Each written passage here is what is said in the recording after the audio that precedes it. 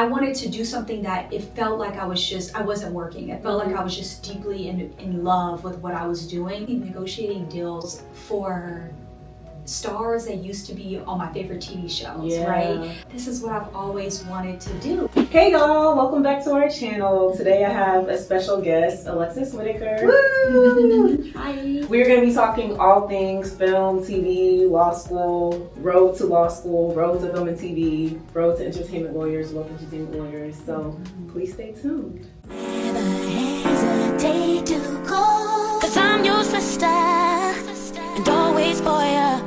And don't know what I'd ever do without you from the beginning till the end. You've always been here right beside me, so I'll call you my best friend. Okay, so let's get started. First, I mean, it's funny because I already know you, but I'm still going to ask the questions.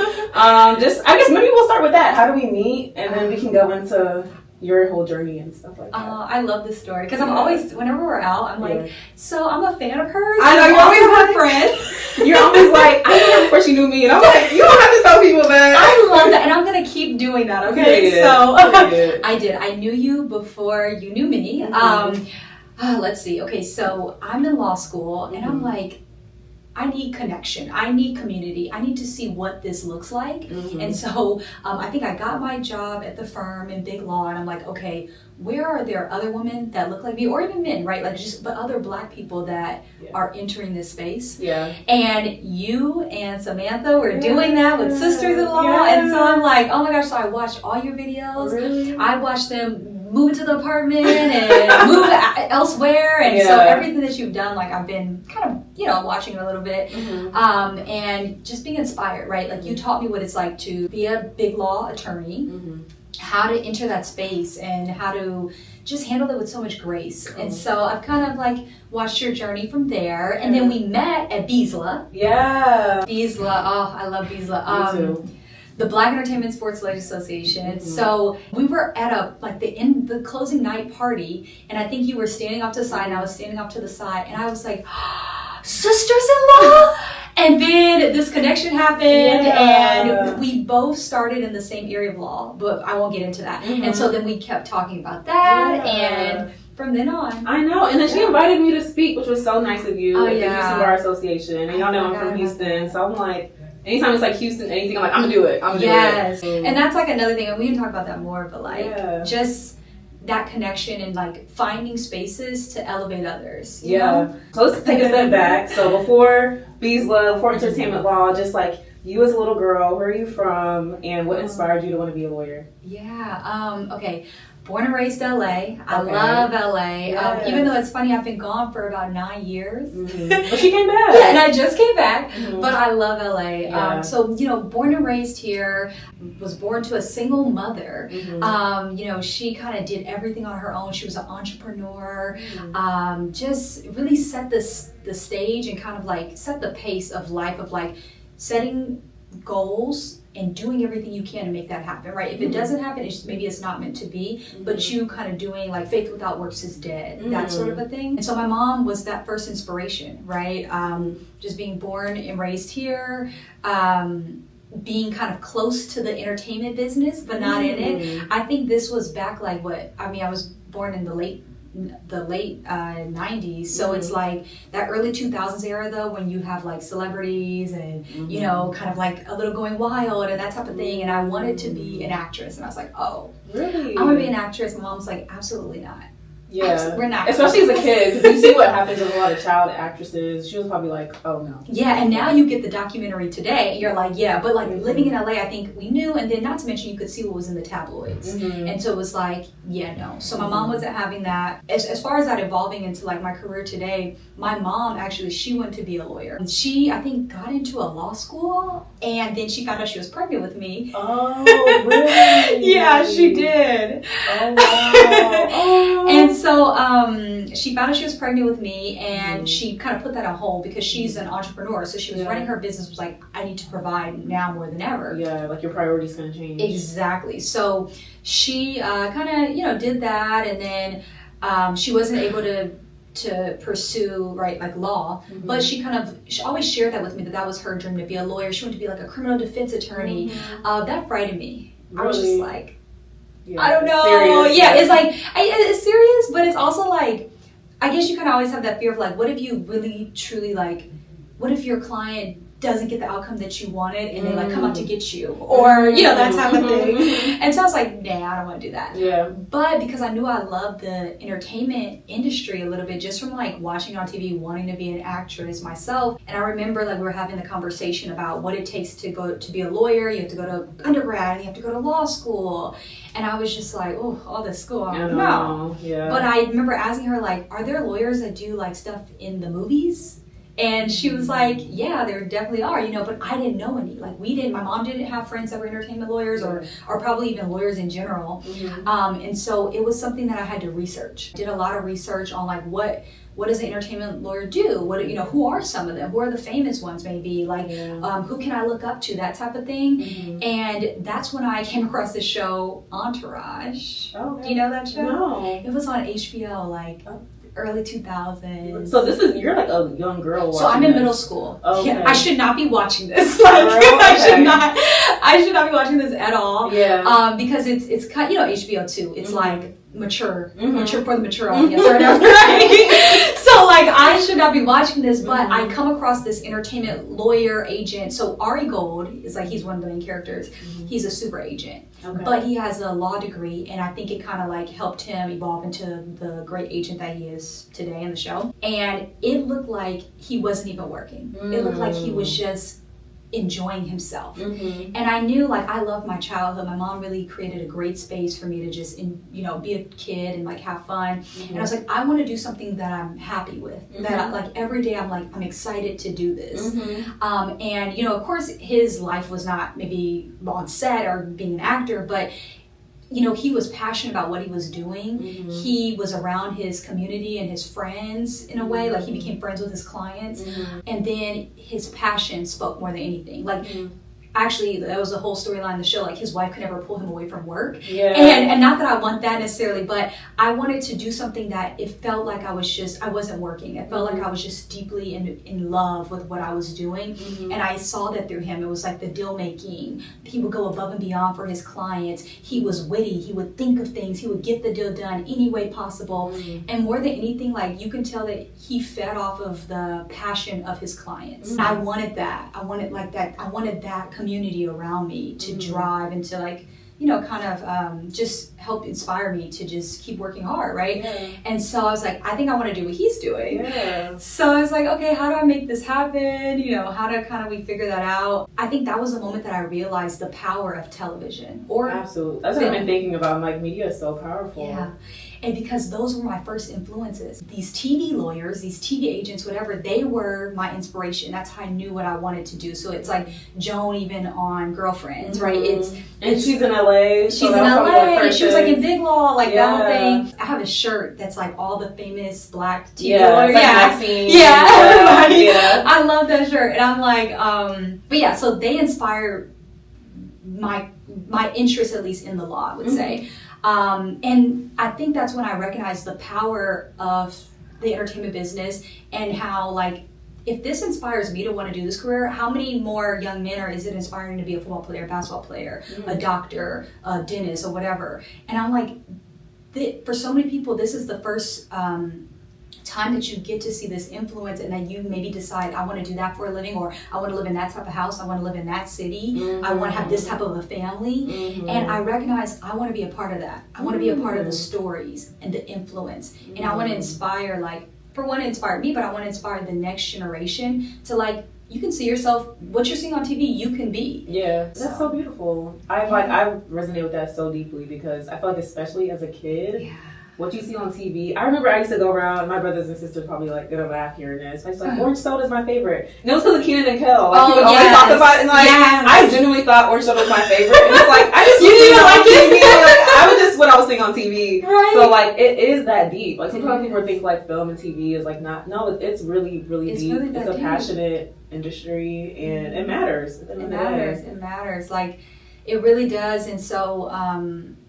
yeah, kind of from there, I just knew I wanted to be an entertainment lawyer. So I moved strategically from then on out. Really just kind of cultivating my writing skills in journalism was great. Good. Did you go straight to law school? Yeah, so I didn't take a gap. Because I knew I wanted to be a lawyer. So I was like, I'm just getting the journalism degree and then I'm going to go into a law, but it'll be a great background. And yeah, did that. Your first job out of law school, was it in entertainment? Were you... Or what was your path like after law school? I know sometimes it's not always like straight and narrow. Yeah.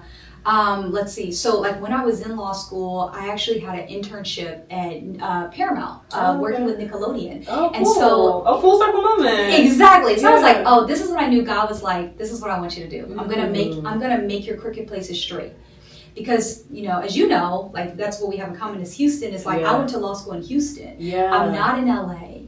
And then even undergrad, I went to school in Arizona. So I'm just not in LA. I'm not in New York. I'm not in these big cities where entertainment is like a hub. Yeah. And so I'm like, okay, how am I ever going to get these jobs at this point? Yeah. But networking, I had my colleague in undergrad. Okay, so I was an intern in undergrad with this company, and we were just talking about what our dreams were. And I was like, my dream is to be the head of legal for an entertainment company. And she goes, oh, my aunt does that.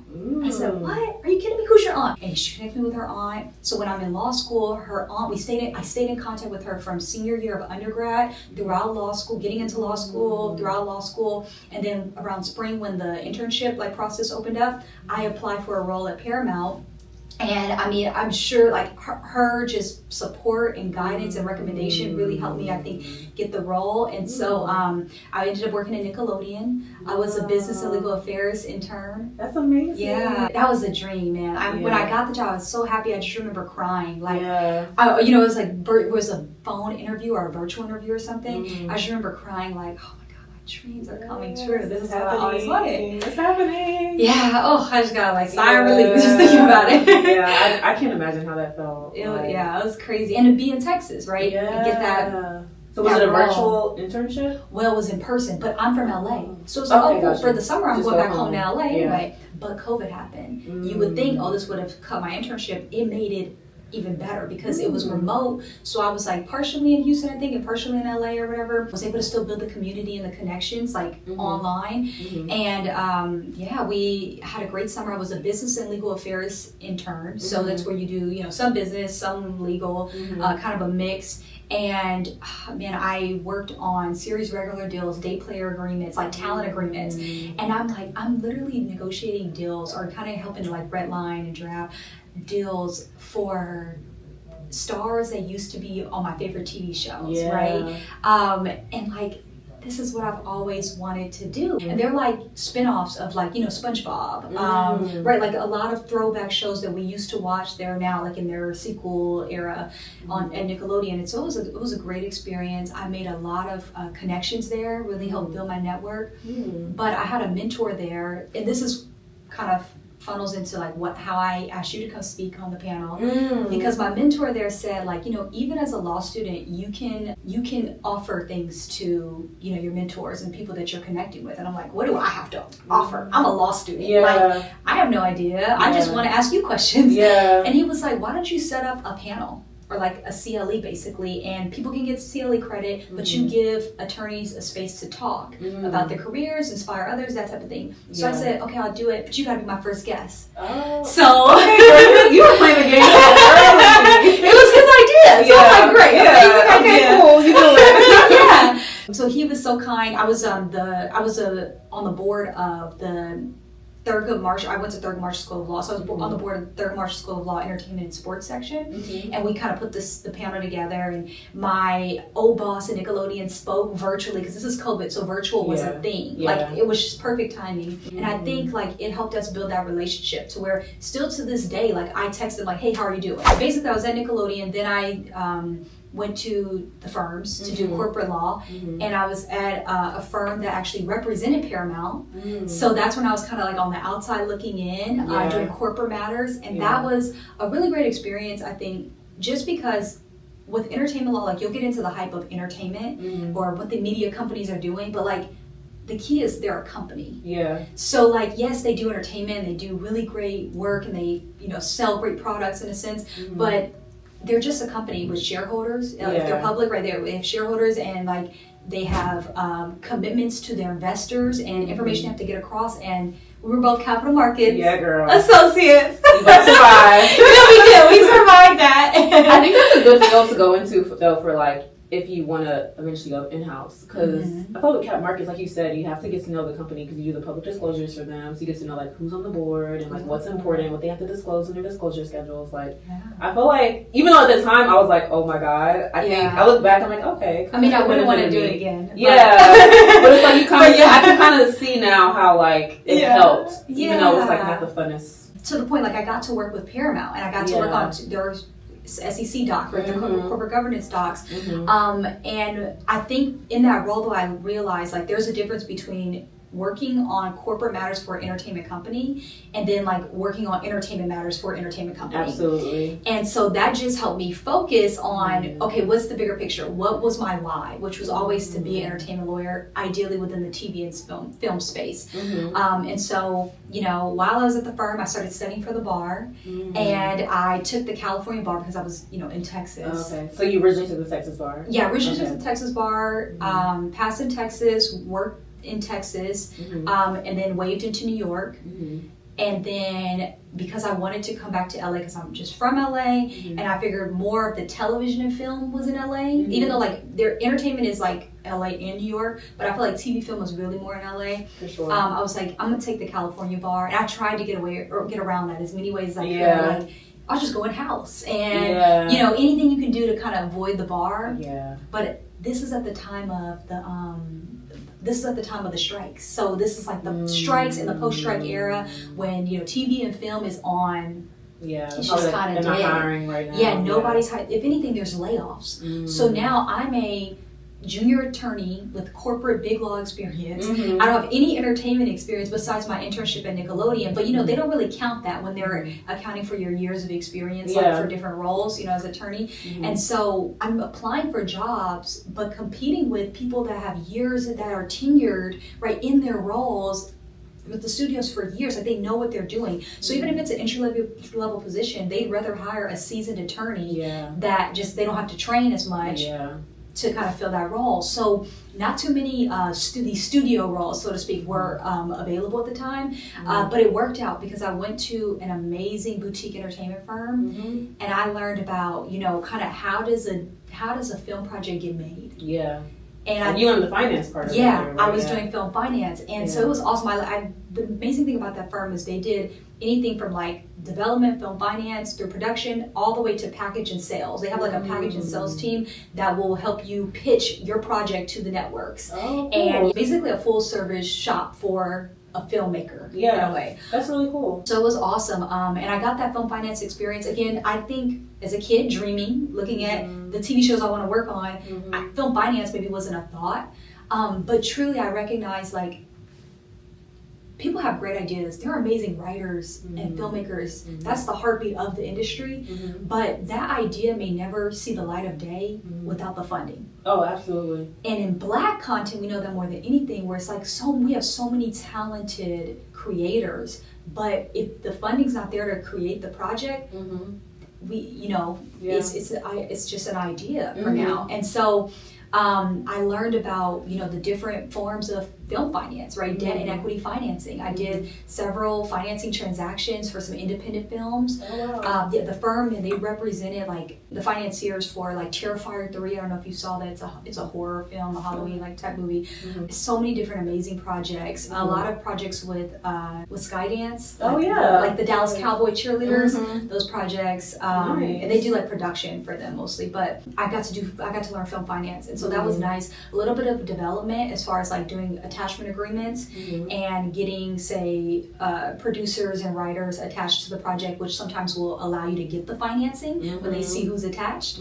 So it was a great way to kickstart my career, I think, truly within entertainment. And then now, you know, you're in this new role. So now you're at a like film and you're in more of like a film and TV role. So how has that been? Like, what was the transition like from film finance to now you're actually like in it? You're the one doing the licensing. You're the one like reviewing the documents for entertainment stuff for the entertainment company, like what you wanted to do when you were young. Like, how does that feel and what's it like? It's exciting. It's a dream come true, but it's also so humbling. And like, I try to find the serenity in it because like, again, I'm this little kid that just likes entertainment. And then I'm like, oh, I think I want to be an entertainment lawyer. And I have this dream of what it looks like. And then I guess you could say by now it's like, oh, you met the dream. But only when you get there do you keep dreaming more. And you keep, and you're like, okay, what else, right? Or how far can I go even within this industry? Now that I'm in it, I'm like, oh my God, this is a dream come true. Yeah. But it's also, you know, how do I enjoy this moment? Like, how do I have grace and smell the flowers as I'm in the garden? You know, that's the hard part. That's the hard part, and people don't talk about that enough. I think we all talk about like accomplishing your dream, but enjoying the dream. Absolutely. I have a sign in my office that says "These are the good old days," and I have it for that reason because I'm like, I could have killed to be in media entertainment. Like, I wanted to be in it so bad, and now that I'm in it, I feel like, you know, it's easy to be like, okay, now I want to do this and do that, and it's like, Angel, like, this is amazing that you're here, and just, you can keep dreaming, and you don't have to be comfortable, or you don't have to be content or whatever, but you can still also recognize, like, this is amazing that I'm here, and like, I've always wanted this. I think for me, because again, I had this idea as a kid, I was dreaming. I see myself as a dreamer. But as much as I'm a dreamer, I'm a planner. And like, as they say, when you make a plan, God laughs. And so I would have, like, if I could write my life, it would have been go to law school and go straight to a studio. Yeah. That's not what happened. It was all these, you know, different roles in between. And I think that I've learned to be patient. And that I think every day I'm still learning that to this day. But like, it's, and so even as I'm in entertainment law now, I'm at the studio, that was the dream. It's like the patience for understanding this side of the business. So like, I think you mentioned, you know, I bring external television and TV series to our service. And it's just been interesting doing, you know, inbound distribution deals, learning more about the business in the sense of what keeps it alive, the value of IP, the value of certain projects, and how we create communities on different networks with even the content that's there. And so this is just a brand new experience, and I've been, you know, learning so much. Wait, how long have you been there again? It's actually been almost half a year. So really? It's still very new. Yeah, it's very, very new. The way you, listen y'all, the way she walks in these rooms, I would think you've been there for years. Wow. I guess you could say like I've almost been working in entertainment for almost a year. Yeah. Because I had like the 2 years of doing corporate law, and then about a full year now of working within entertainment.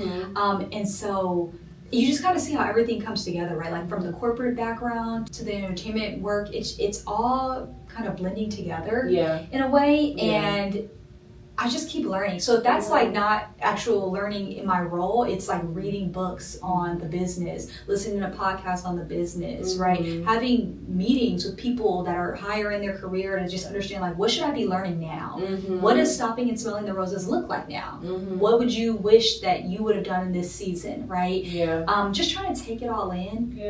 No, I understand that. And like, you're still pretty new, and I feel like it's a pretty big transition, or at least it was for me, to go from the firm to in-house. So there's a lot that you're learning. Like, when you're in a firm, you're kind of still, they're your clients, so you're kind of still on the outskirts, which is different than being like a part of the business. And so, you know, give yourself grace. I'm sure like maybe it feels like you're drinking out of like a fire hose, but for me at least, it takes time, but it gets better, and you're like, oh, okay, like one day you're like, oh, I get it now. So that'll come. Exactly. And I mean, like, even like, that's why I'm so happy we connected, because I asked you so many questions. You know, and I'm just like, I'm always even learning from you, right? Like your role, that's amazing what you're doing. And I remember watching the sisters-in-law videos on that. And just like, what does a day look like in her life, right? What I'll say is, I'm sure you know this, like you're in-house now, like being in-house, you're more connected to the product. So say to the content that everyone sees, and your client is your company, and you understand the needs of that company, the goals of that company more. Looking at the big picture, you're more invested. Right? Then maybe that's the difference from being at a firm and then being in-house. And I love that. Yeah, I like that too. I think like when you're at the firm, I used to like close a deal, then like I don't really think about them after, and I kind of just keep going to the next deal. Whereas here, like we'll close a deal, and then now I'm thinking like, are we complying with the terms? Like, and I know my coworkers enough, I know the clients enough to know like some of these things, like, can we agree to this? Because they're not gonna do that. They're not gonna report that. Like, you know, so you actually get to know like how things work in practice. Whereas like at the firm, I just feel like you don't get that perspective. So I don't know. It's cool. I like it. It's cool to me. And I feel like I almost feel like I care more about my deals. I care more about my clients. I care more about what's actually happening because this is going to live on. Being at a firm is almost like getting a hypo in law school, right? Like, this is what we're going to do. This is the goal. And you feel disconnected. You feel a disconnect. You solve the problem and you move on. Versus now it's like you live with whatever you've created. And it's creation. I think too at in-house is like we're creating something and it's our baby and we live with it until we transition to something else, I right? know, it's such a different relationship. It's like the work. That's so I can definitely relate to that, girl. So what would you say are like some of the pros and cons of like what you do? Like, what are your favorite things about it, and maybe what are the not so great things about it? Okay, how about this? What I maybe sometimes don't like about it is the nature of being a lawyer is taking on a headache, is dealing with the issue. It's, are we going to have this content or not? Right? Will people be able to see it or not? That sort of a thing. And so you are dealing with sometimes the issues of a beautiful piece of work. But the good on it is that this is what I've always wanted. Like, I have to have gratitude for the moment. So when I think I get a little flustered, like, oh my God, this deal, I say, but this is what I always wanted. Like, I made it here. And I think you know it yourself, like, there's so many people that have a similar dream that I had and that you had, and they're still trying to get into the business. They might live in another state, they may live in another country, they may live in LA or in New York or in wherever, and they haven't been able to find that first opportunity. And so I always think about like what I went through to get here, because it was not linear. It was a lot of prayers. That's a closed door. Where are we going next? That's the pro. Is like I'm doing my childhood dream. That's a pro. So when it's frustrating, I'm like, okay, well, it all worked. This is the good and the bad, right? Heavy is the head that wears the crown. I would also say like I enjoy the deal making of it. Like I would say like in court, like in big law, you sometimes are dealing with, you have a deal that might last for 6-7 months at a time, and that does happen in house as well, depending on the deal size. But like a lot of our deals, we can close in weeks, and so there's that accomplishment feeling. Like, oh, that deal's closed. Check that off my list, right? You feel productive. You feel productive, and then I love to like go on the service and see, oh, it's there. I know. I love that. I worked on that. Exactly. I love that. I also love, because for so long I wasn't in the business, right? This is the first year of that. I was reading about a lot of things. I was hearing about things in books, hearing about things on podcasts or interviews, just industry lingo. I'm now beginning to see it in my contracts. I'm beginning to negotiate it. It's exciting. Like, okay, they're right. Their approval rights. You're right. Finally. Finally, right? Because you were reading about how important credit is or how important certain approvals are, and now you are negotiating. This is amazing. And then I don't know if I had to add one more. It's just like this industry at least has its perks in a sense. There's a lot of community to it. So I love meeting people in this industry.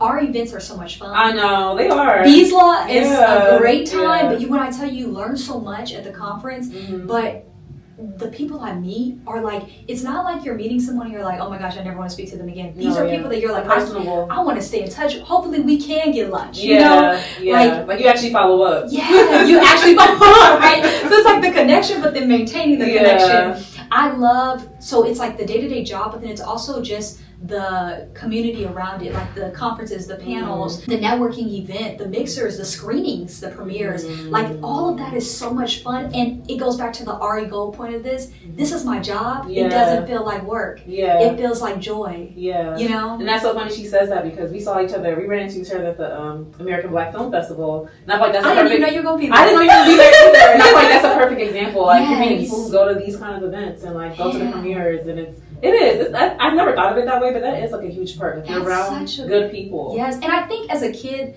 that's kind of maybe that's the first reason why you wanted to do it. Was like, oh yeah, to be in like Hollywood or something. But it's not the commercialism of that. Yeah. It's really it's that you're having a conversation with somebody that's passionate about what you were passionate in since childhood. It's that we can really dissect a movie, dissect the casting, who distributed it. I can have an hour-long conversation with you about that. I know. And we are technically maybe at a work event. I know. I love that. I'm like, I yes. know. But I think the one downside for me about this story, so it's funny, the event I spoke on was about music rights and film, the one that you invited me to. Yeah. And now I watch a film and I'm like, how much did they pay to license that song? Like, I'm like, Angel, turn off your work brain, turn off your work brain. That's the Hollywood of it. You know how like you see a set on TV and you're like, oh my god, look at their room. Their room was super cool. But then it's like, there's not really the fourth wall is production behind there. And it's like, I think that's it. It's like, yes, we are watching TV now, but we're dissecting it. We're seeing the fourth wall. We're seeing, oh, that song was placed there. What was the licensing behind it? Oh, this streamer has it now. What streamer's going to have that content next? Like, we're following the business side. of entertainment. Yeah. Well, I have two more questions for you. Okay. One more, I didn't mention this. We're in LA right now, and so as someone who lived in Arizona, lived in Houston, now you're back in LA, like, can you just talk more about what it's been like for you to come back home and like what living in LA is like as an adult, since you haven't really done that we haven't done that at all, really, it seems like, until you moved back. I was gone for 9 years. And so I'll say this, like, I had a view of LA when I was a high school student. And driving around, hanging out with friends, going to the football game from high school, and then coming back like every summer, every winter break, whatever, in between school, and seeing your friends, and it's amazing. And then coming back as an adult, you live here, you work here, it's different. And I think that's true of any city, but especially LA, right? Because LA, everybody is striving. It's like at New York, you would know, or maybe Chicago, any big city. I think like people are really hungry. People are really striving for their goals. It's great to be around other people that inspire me, right? So seeing other people, maybe they're an actor and they're trying to get their next role. Maybe you're a musician and you're trying to, get signed to a label, whatever you're doing. That hunger fuels me. I love it. I love to see that. People work so hard here. But then, it's LA, and it's like also enjoy yourself to an extent. We have beautiful weather. We have so much to do. Beaches. Everything. And so I'm happy to be back. I will say, but I can't say I'm happy to be back without like saying how much I love Houston. And I just, I know it's like Houston. It's the people. It's the food. But it's the people. I think the people in Houston is such and I'm like, I know I'm biased, but I've never like encountered another culture like that. You guys are so welcoming. I went to Houston. I didn't really know anybody there. And I went to school there, so I think that makes it a little bit easier, like, because you just basically make friends being in school again. But people were so welcoming. Some of my friends that I feel like will be my friends for life are still in Houston. I try to always go back and, visit and see people. And I love the way that they bring people together. LA, I do think that when you come together based on common interests or career or stuff like that, right? Houston is like people that are doing totally different things. An engineer is friends with a musician. Like, it's all kind of people. And I love that it's like non-biased hanging out. Versus like LA, maybe it is a little bit more specific or focused, I guess you could say. But that was an amazing time in my life. I love that. I'm happy to be back because my family's here. Like, to be just near my family, to be able to see like my brother's going off to college, to be able to be here for his graduation or see him when he moves into the dorm. I love that. And to see it as an adult that's working in entertainment now in LA, I'm seeing it from a different lens, right? I'm not just seeing what you see on TV, but I'm seeing all the hard work that goes into it, like production assistants, right? The people that do lighting and crew, like craft service, like there's so many people that are a part of this business. And so just to be a part of people that share the common goal of like enjoying entertainment, but also that are working to bring these stories to life. I love being around that. It's just a different work ethic. I love it. I'm happy. I feel like this is the perfect time to be here is now. Good. So what would you say to someone who's watching this and they're like, I'm trying to be Alexis. I'm trying to be in entertainment. I'm trying to be in-house. I'm trying to be working at the studio. I'm going to be doing distribution. Like everything you just named, you're like, I want to do that. What advice would you give them? Let's see. I think that I kind of went through my story a little bit, and I explained how like I applied for that and studied for this test, but I think what's core here is an unwavering faith, right? And I think that it's important because you're going to get a lot of no's. For sure. You're going to get a lot of hold on, not yet. And for the impatient people like me, you hate that. And then the industry is going to change. So right now it's changing with AI, where the strikes have changed things, right? Who are the media company? Who are the top media company? That's changing, right? As we know, the top talent changes all the time. And so being able to wither all those different changes, there has to be some resilience that can only be rooted in something that's outside of you and that's outside of your dream. And so I think like I started by saying I'm a dreamer, and I feel like a lot of people that are go-getters, they are dreamers as well. But what I've learned in this season is really, as much as I'm a dreamer, I'm willing to sacrifice the dream for what God really has for me, and just moving at His speed and knowing that His plan is better than mine. So like the main advice I would give is like I would say stay committed to your dream, but loose to how it happens. And just, allowing God to direct you. And in that I say, like, sometimes, God opening a door isn't necessarily opening up that role at that company. And so I kind of started that by even just saying how I found out about my first internship at Paramount. It was a connection I made through another coworker in undergrad. And that relationship, still to this day we're in contact, but that relationship went over for like a year before I even got the first role. And so I would say network and make connections. Entertainment is such an interesting business, but more than anything it brings people together. Like you work in music, we loved it when Friday hits and then all the new albums drop. Everybody is on Twitter or whatever, X now, whatever it's called. Like everybody is online talking about, having a discussion about music. When a new show comes out, everybody's talking about how that character made you feel, how you saw yourself in the character, or the crazy thing they did, right? Movie, right? We saw that with Sinners. We saw like so many things have happened. So I think entertainment brings people together, but don't let it just be that for the result you have in the end. Allow that to be for the behind the scenes of how you navigate the industry. Come together with other creators. Come together with other lawyers, with other, maybe entertainment accountants, maybe entertainment executives, right? Come together with different people within the business, because if you don't get the next connection that leads to maybe your next break or the next opportunity for you, if anything, you gained inspiration. You recognize that sometimes in the process, like stopping and smelling the roses is making those friends along the way. Like now I feel like you and I are friends. I know. Like you were my inspo on YouTube, right?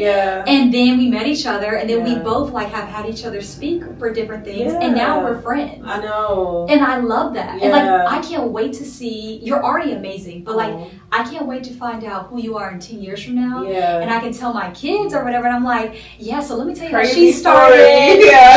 And I can inspire. And because like for me, how this started was I didn't know any other entertainment lawyers. My mom didn't know any entertainment lawyers. Now I have so many friends that are entertainment lawyers.